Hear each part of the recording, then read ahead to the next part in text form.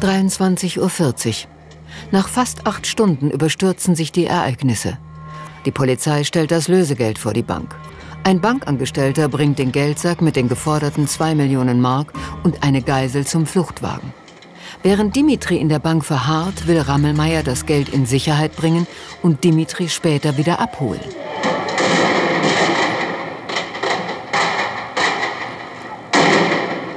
Dann fangen alle zum Schießen an. Der ganze Wagen hat gewackelt. Das Auto ist ja durchsägt worden. Das gesamte Vorgehen der Polizei stößt später auf schwere öffentliche Kritik. Hans-Georg Rammelmeier und die 19-jährige Geisel Ingrid Reppel sterben im Kugelhagel. Dann Zugriff auf die Bank, in der sich noch immer Dimitri mit 5 Geiseln befindet. Irgendwann war dann Schluss, weil die Polizisten waren in der Bank drin, hinten waren sie drin, vorne waren sie drin an 2 Stellen und dann habe ich den Revolver weggeworfen. Ne? Weil dann war es auch offensichtlich, dass man da nicht mehr rauskommt, lebend.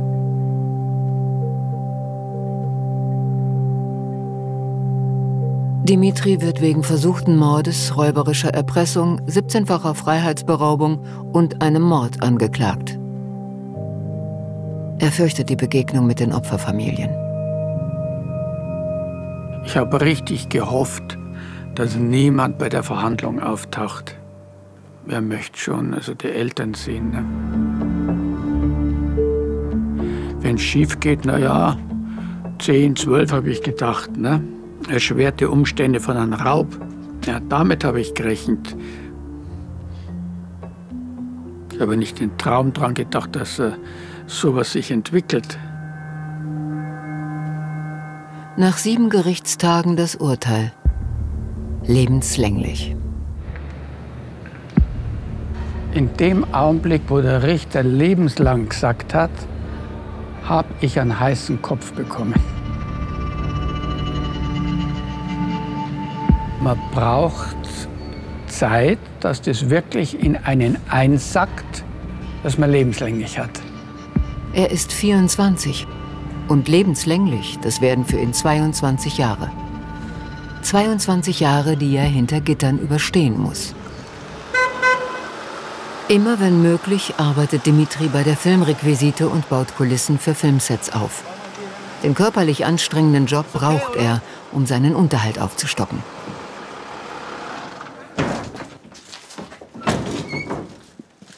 Ja, servus. So, grüß dich. Grüß dich. Also, Packen wir's. schauen wir mal, was wir lernen müssen. Heute ist er mit seinem Kollegen Steve bei der großen Halle der Film- und Theaterausstattung verabredet. Eine Schatzkammer für Requisiten. Ah, schick. Okay, dann lassen wir uns mal überraschen. Der Kontakt zu meinen Kollegen ist mir wichtig. Ich bin zum großen Teil unter lauter jungen Kerlen. Und das ist für mich lustig, weil ich spüre mein eigenes Alter nicht. Wenn man in einer Clique von Jungen ist, meint man, dass man selber jung ist. Nee, das tut mir gut. Und vorsichtig runter. So. Geht gerade noch rein. Alle im Team wissen von seiner Vergangenheit. Grüß dich. Lange nicht mehr gesehen? Ja, lange nicht mehr gesehen. Okay. Wie geht's dir denn? Grüß dich, servus. Cora ist Requisiteurin und arbeitet schon viele Jahre mit Dimitri zusammen. Schwer zu sagen, gell? Für mich hat die Vergangenheit von Dimitri überhaupt keine Rolle gespielt. Also ich habe den im Hier und Jetzt in meiner Arbeit kennengelernt und der Rest war mir ziemlich wurscht und ist mir auch immer noch wurscht. Dimitri ist auf dem Weg in die alte Justizvollzugsanstalt Landshut. Immer wieder besucht er Haftanstalten.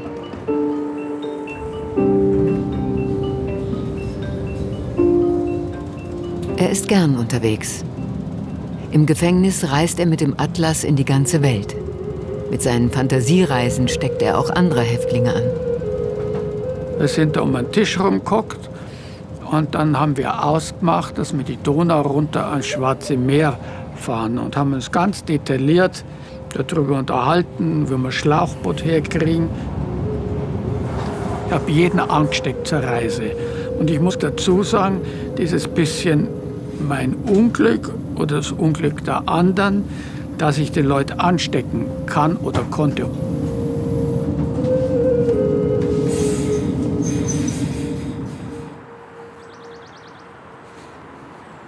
Die alte JVA Landshut ist heute nur noch ein Denkmal.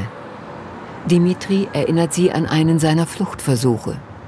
In den ersten 2 Jahren seiner lebenslangen Freiheitsstrafe hofft er nur auf eines: Flucht.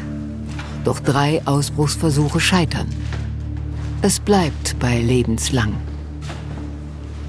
Am Anfang ist der Enge schlimm, die Tür geht zu.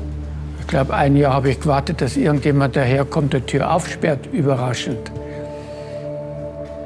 Also das ist schlimm. Die meisten Selbstmorde sind auch am Anfang. Mehr als 30 Suizide bekommt er mit. 3 Jahre plagen ihn selbst Suizidgedanken. Gefährlich werden sie ihm nie. Völlig unerwartet taucht kurz nach seiner Inhaftierung Dimitris Vater wieder auf. Der Kontakt mit meinem Vater ist entstanden, wie mein Fall war, also 1971. Und da hat meine Mutter einen Journalisten die Adresse von meinem Vater gegeben. Und die sind bei ihm aufgetaucht. Vom spektakulären Banküberfall seines Sohnes hat sein Vater in Chicago nichts mitbekommen. Also ihm war das extrem peinlich, weil er Familie gehabt hat. Und plötzlich erfahren die, dass da ein Sohn da ist und dass der Sohn obendrein im Knast ist. Der Vater schreibt Dimitri ins Gefängnis. Die Forderung von meinem Vater, ich soll aufs Erbe verzichten und dafür zahlt er mir 5.000 D-Mark für einen Anwalt. Und dann hat meine Mutter gesagt, nee, das machen wir nicht. Daraufhin meldet sich sein Vater nicht mehr. Seine Mutter ist die einzige, die Dimitri in den nächsten 22 Jahren besucht. Von seiner Clique hört er nichts. Meine Mutter war jedes Monat da und hat alles gemacht, was man machen kann. Es war eine Sicherheit, über die ich aber lange Zeit nicht nachgedacht habe. Das war wie eine Selbstverständlichkeit. Gefängnis in den 70er Jahren bedeutet beim Hofgang nicht stehen bleiben, Gefängniskluft aus Filz, Essen aus dem Aluminiumtopf. Nur der Sport bringt die Häftlinge vor die Zellentür. Dimitri sieht Serienmördern, RAF-Terroristen und NS-Verbrechern beim Altwerden zu. Für mich waren eigentlich alles Mitleidende, Mithäftlinge. Das war das allererste Gefühl, das ich Häftlingen gegenüber habe. Und das habe ich auch bei den schlimmsten Fällen gehabt, das muss ich dazu sagen. Ja, und mit manchen war ich dann näher befreundet oder habe erotischen Kontakt gehabt. Schwules Leben bedeutet auch Abwechslung. Über 12 Jahre führt Dimitri im Gefängnis eine feste Beziehung. Ja, das Duschen war eigentlich die lustigste Zeit von der Woche. Ist ja klar, alle stehen nackt da. Macht allen Spaß. Egal, ob es Heteros waren oder ob es schwul waren. Nach 10 Jahren quält Dimitri die geschlossene Tür nicht mehr. Jahrelang lebt er isoliert in Einzelhaft, auf eigenen Wunsch. Ich wollte meine Zeit der Anstalt nicht geben. Und ich wollte nicht unter dem Kommando von irgendeinem Beamten sein. Das muss ich auch sagen. Ich wollte keinen Beamten sehen. Und solange ich in der Zelle war, hat kein Beamter mir irgendwas vorgeschrieben. Ich habe mich nie gelangweilt. Die ganzen Bibliotheken durchgelesen. Ich glaube, ein paar tausend Bücher vermutlich gelesen. Ich habe im Knast Abitur gemacht, habe dann also 6 Semester Sozialwissenschaften studiert. Über Jahre lang habe ich mich mit Philosophie beschäftigt, dann Psychologie. Dimitri feiert im Gefängnis weder Weihnachten noch Geburtstage. 1993 gelingt es seinem Anwalt, ihn frei zu bekommen. Da ist er 46 Jahre alt. Ich weiß nicht recht. Also man fragt sich ja immer, wie es mit der Zeit ist. Manchmal meine ich, das Gefängnis war kurz.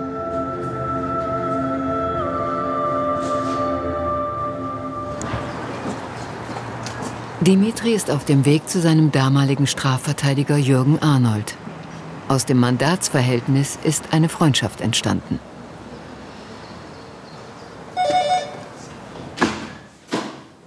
Hallo, Ja, kommen Sie rein. Wir sitzen. So, grüß dich. Durch eine Verfassungsbeschwerde hat Jürgen Arnold ihn aus dem Gefängnis geholt. Eine Freundschaft wie die ihre ist ungewöhnlich. Als du dann freikamst, hatte ich nicht das Gefühl, dass du die Freiheit jetzt als so das ganz große Glück erlebst, sondern es war immer dieser emotionale Schleier. Diese Freiheit, die muss man sich, wie soll man sagen, nicht erarbeiten, aber Stück für Stück erleben. Ich habe das eher als Hektik erlebt nach der Entlassung. Die Welt, die er verlassen hatte, ist nun anders. Es gibt Mobiltelefone und Deutschland ist wiedervereint.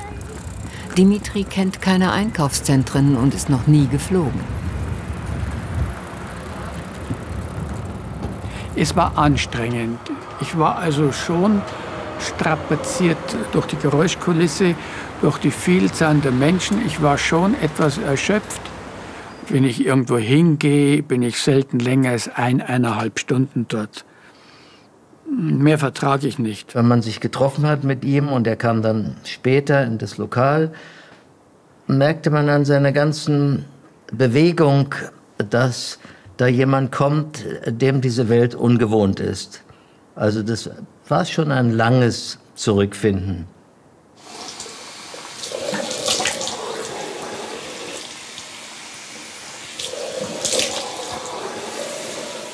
Dimitri ist frei. Aber es gelingt ihm nicht, die Gefängniszeit ganz hinter sich zu lassen. Er tingelt mit seiner Geschichte durch Talkshows. Und seine Wohnung wird zur Anlaufstelle für ehemalige Gefängnisbekanntschaften, wenn sie nicht wissen, wohin. Seiner Mutter gefällt das nicht. Nach der Entlassung, so sukzessive, ist das Verhältnis mit meiner Mutter richtig schwierig geworden. Ne? Wahrscheinlich hat meine Mutter gemeint, dass wir, ich will nicht sagen, eine Liebesbeziehung haben oder so, ne? Aber intensiv und oft zusammen sind, nehme ich an. Ne? Während ich auf Abenteuer war nach der Entlassung. Schließlich lernt Dimitri Jedina kennen. Sie wird zur Seelenpartnerin bis heute. Seit 1995 führen sie eine feste Beziehung. Für diesen Film wollte Jedina nicht vor die Kamera. Jedina ist der Mensch meines Lebens, ja. Du brauchst keinen Zweifel haben oder sonst irgendetwas. Wenn man in Schwierigkeiten ist, ist er immer da. Mehr kann man ja nicht verlangen.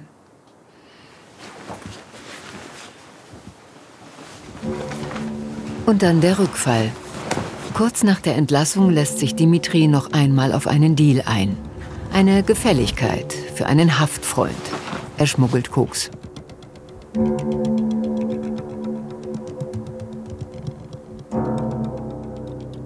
Heute sage ich mir auch, was total blöd, ne?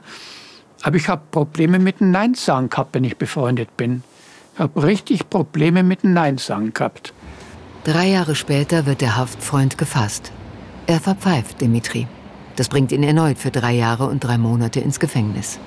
Es war einfach die völlig fehlverstandene Knastsolidarität. Da war ich sehr sauer. Also da mochte ich auch einen Kollegen dazuziehen. Die Motivation, ihn da zu verteidigen, war deutlich geringer als die Motivation, ihn aus dem Knast zu holen. 2001 gelangt Dimitri zurück in die Freiheit. Er schreibt ein Buch über seine Gefängniszeit und er erbt unverhofft von seinem Vater. Jahrelang hat er die Welt nur mit dem Finger im Atlas bereist. Jetzt werden seine Fantasiereisen Realität. Dimitri ist heute bei seinem Freund Pinto und dessen Frau Margit eingeladen. Dimitri ist ihr Trauzeuge. Hallo, servus. So, grüß euch. Jetzt Also, gut. Wie geht's? Also, Alles gut? Hallo, grüß dich. So, Todorov, darfst du Sie da hinsetzen? Dann hol ich mal noch die restlichen Sachen. Du magst einen Kaffee? ein Kaffee, ja. Der bringt mich auch in Stimmung und das tut er immer ein bisschen. Margit hat es nie gestört, dass Dimitri eine kriminelle Vergangenheit hat. Anders als ihre Eltern.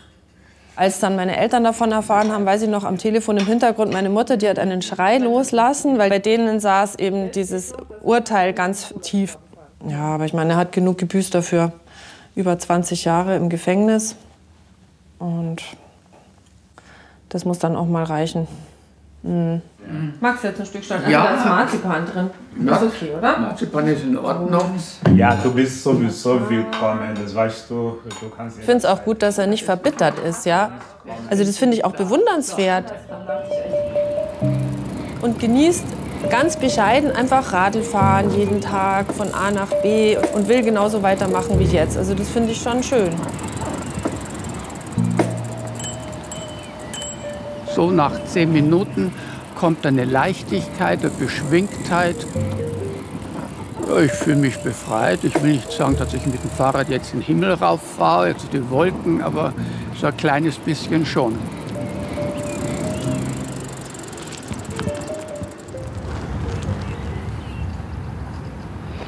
Dreimal in der Woche macht er Sport. Kriminell ist er nicht wieder geworden. Ich bin nicht unzufrieden oder so. Ich bin im Großen und Ganzen zufrieden. Es stellt eine Leistung dar, das Leben gelebt zu haben. Und das hat funktioniert.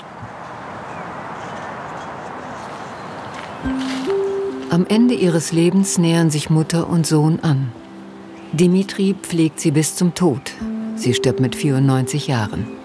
Meine Mutter war schon dement und wir kommen auf die Internationale zu sprechen, und zwar auf das Lied. Und dann fängt meine Mutter zum Singen an. Ja, Brüder zur Freiheit, zur Sonne.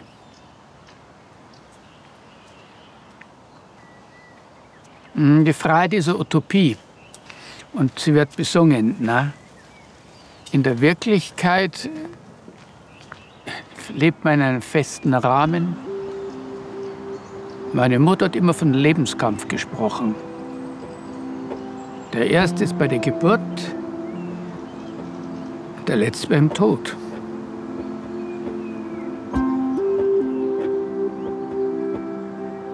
Meine Mutter war einfach mütterlicher im Alter. Sie war immer für mich da. Ein Freund von mir hat mal gesagt, du hast ein Happy End mit ihr gehabt. Und das stimmt.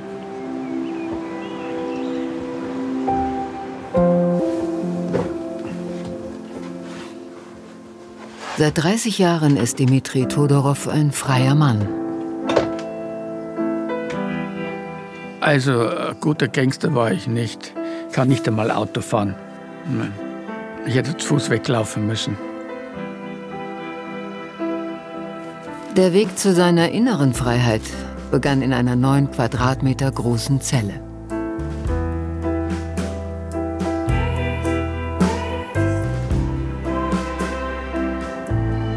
Ich habe nicht das Bedürfnis zum Entschuldigen, weil an Tod kann man nicht entschuldigen. Das ist absurd.